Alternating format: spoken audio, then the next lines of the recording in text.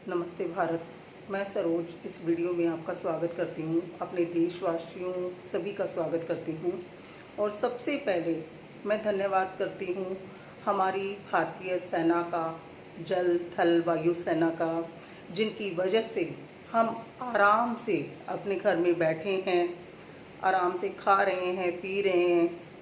लेकिन हमारी आर्मी सेना, हमारी भारतीय सेना जो इतनी कठिन सिचुएशन में, इतनी कठिन स्थिति में भी हमारे बॉर्डर्स पर खड़ी हुई है, रक्षा कर रही है, तो भारतीय सेना को फिर से धन्यवाद देती हूँ। आप सबको पता है कि भारत और पाकिस्तान के मध्य जो तनाव की स्थिति है और जो सरकार ने हमें दिशा निर्देश दिए हैं, उनके बारे में मैं बात करना चाह रही हूँ कि 10 मई 2025 को मैं ये वीडियो डाल रही हूँ। तो 9 मई को मैंने देखा कि कुछ लोग जो ड्रोन, मिसाइलें और ये जो सरकार बोल रही है कि ब्लैकआउट करो, इसके प्रति थोड़ी बहुत लापरवाही बरत रहे हैं। मैं अपनी आम जनता से ये हाथ जोड़कर अपील करती हूँ कि हम बॉर्डर पर खड़े नहीं हो सकते। यदि हम बॉर्डर पर लड़ाई भी नहीं कर सकते हैं, कोई बात नहीं, लेकिन हम सरकार का पूरी तरह से उन्हें कोऑपरेशन कर सकते हैं, उनको सहयोग कर सकते हैं, उनके बताए हुए दिशा निर्देशों का पालन कर सकते हैं। जैसे कि आप देखते हो कि ड्रोन आ गया है, ड्रोन आ गया। ड्रोन का मतलब क्या हुआ? ड्रोन होता क्या है? ड्रोन एक तरह से एक मानव रहित विमान, यानी जिसके अंदर कोई पायलट नहीं होता है, लेकिन उसके एक टारगेट होते हैं। सिचुएशन बताई जाती है कि ड्रोन, उसका दिशा निर्देश जो है, जो लोग, जो देश है वो उसको देता है, उसके जो टारगेट होते हैं। तो जहाँ कहीं भी सरकार आपको अगर ये बोल रही है कि आपको ब्लैकआउट करना है, ब्लैकआउट मतलब पूरी तरह से अंधेरा करना है, आप अपने घरों में सेफ हो, सेफ बैठे हो वहाँ पे, तो आपसे सिर्फ इतना बोला जाता है कि आप ना अंधेरा करके रखो, अपने घरों में सेफ बैठे रहो वहाँ पर। लेकिन काफ़ी लोगों को देखा है कि वो मोबाइल से वीडियो बना रहे हैं और ड्रोन को वो देखो, वो गया, वो गया, वो गया, इस तरह कर रहे हैं। भाई ये कोई हंसी मजाक नहीं होता। ड्रोन होता है या मिसाइलें जो होती हैं, वो जो भी कोई लाइट या प्रकाश वगैरह देखते हैं तो अपना दिशा, अपना जो रास्ता है वो चेंज कर लेते हैं। इसीलिए सरकार आपको बार बार ये बात बोल रही है कि आपको ब्लैकआउट पूरी तरह से करना है, ताकि आपकी जान माल सबकी ना हिफाजत हो सके, रक्षा हो सके। हम इस तरह अपने भारतीय सेना को कोऑपरेट कर सकते हैं, प्रोत्साहित कर सकते हैं। दूसरी बात, आपको अपने घर के जो पर्दे होते हैं, वो पर्दे आपको प्रॉपर रूप से इतने ढके होने चाहिए जैसे कि है ना, जरा सा भी प्रकाश किसी दूसरे देश को या दूसरे के ड्रोन, मिसाइल जो है उसको अट्रैक्ट ना कर पाए। इसीलिए बोला जाता है कि आपको पर्दे लगाने चाहिए अच्छे से। तीसरा, मैंने देखा कि जैसे रोड पर गाड़ियाँ आ रही हैं, लाइट ऑन है, गाड़ियों का प्रकाश है, वो भी एक इस युद्ध की स्थिति में बहुत भयानक हो सकता है। गाड़ी जहाँ भी है आप वहीं रोक दें, क्योंकि प्रकाश नहीं होना चाहिए। ब्लैकआउट का मतलब तो यही हुआ ना कि चारों तरफ से संपूर्ण रूप से अंधेरा होना, ताकि किसी को कोई भी क्षति ना पहुँचे, कोई नुकसान ना पहुँचे। तीसरा, जो आजकल फेक न्यूज़ बहुत होती हैं, न्यूज़ को बढ़ा चढ़ा कर बोला जाता है, बढ़ा चढ़ा कर बोला जाता है। नहीं, टीआरपी का कुछ जरिया भी होता है ये।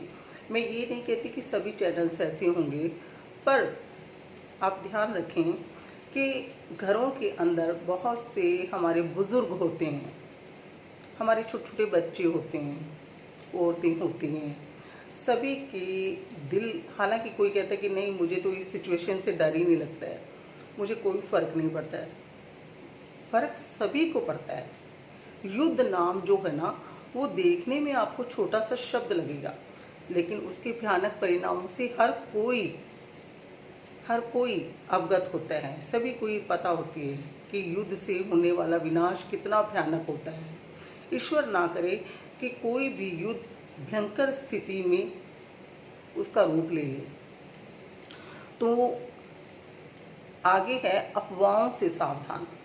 देखिए, जो भी बात हमारे देश में होती है वो सारा हमारी सरकारी दिशा निर्देश हमारे रिटर्न में हम सभी के पास आ जाते हैं।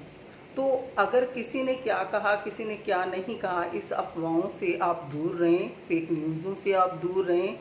बस इतना करें कि जिस तरह से हमारी सरकार हमारी गाइडलाइंस हमें दे रही है उसको आप फॉलो करें। छत के ऊपर खड़े होकर अगर आप यूँ ड्रोन देख रहे हो, इशारा कर रहे हो, वो गया वो गया वो गया, ये कोई मजाक का विषय नहीं होता है। ये उन लोगों से पूछना चाहिए जहाँ पर ये मिसाइलें गिरती हैं, जहाँ पे ड्रोन्स गिरते हैं, जहाँ पे लोगों का नुकसान होता है। कहते हैं ना कि घायल की गत घायल जाने। तो उन लोगों से पूछो जिनके साथ ये ट्रेजेडी हो जाती है, जिनके साथ ये हादसा हो जाता है। मैं अपने भारतवासियों से हाथ जोड़कर अपील करती हूँ कि कृपया आप सब अपने घरों में सेफ रहें। अगर ब्लैकआउट है या जो भी कुछ भी रूल्स हैं वो सरकार की अवहेलना ना करें, सरकार के रूल्स को आप मानें। इस तरह हम भारतीय सेना अपनी आर्मी सेना को कोऑपरेशन कर सकते हैं, उन्हें मोटिवेट कर सकते हैं, प्रोत्साहित कर सकते हैं। कितना बड़ा काम कर रही है भारतीय सेना। अगर वो बॉर्डर पे ना खड़ी होती ना तो हम एक पल चैन की सांस ना ले पाते। जरा सोचिए आप सब, ये है ना। तो आगे मैं ईश्वर से ये प्रार्थना करती हूँ कि तेरी है ज़मीं, तेरी है ज़मीं, तेरा आसमां, तू बड़ा मेहरबान, सुन बख्शिश कर। सभी का है तू, सभी तेरे, खुदा मेरे, तू बख्शिश कर। यानी सभी का हित हो, सभी का अच्छा हो। ईश्वर करे कि अमन सुख शांति से, वार्तालाप से इस भयानक स्थिति जो युद्ध जैसी स्थिति बनी हुई है उसका खात्मा हो। आराम से, बातचीत से, शांतिपूर्ण माहौल से इस युद्ध के बारे में सोचा जाए। हालांकि हम सभी ये अच्छी तरह से जानते हैं कि हमारा भारत देश आध्यात्मिक है, विभिन्न धर्मों का आदर करने वाला है। आध्यात्मिक देश होने के साथ साथ सभी बोलियों का, भाषाओं का, धर्मों का, सभी का इज्जत मान रेस्पेक्ट करने वाला है। विभिन्न धर्मों के लोग रहते हैं। बहुत से ऐसे कारण हुए हैं, बहुत सालों से हमारा भारत देश अमन और शांति की नीतियों को अनुसरण करता रहा है। अमन और शांति, सत्य और अहिंसा के पथ पर चलता रहा है। लेकिन अब हालात ऐसे हो गए हैं कि अगर एक देश प्यार से बात करना चाहता है लेकिन दूसरा देश उस प्यार की भाषा को समझ ही नहीं रहा है और कितने बरसों से तंग कर रहा है।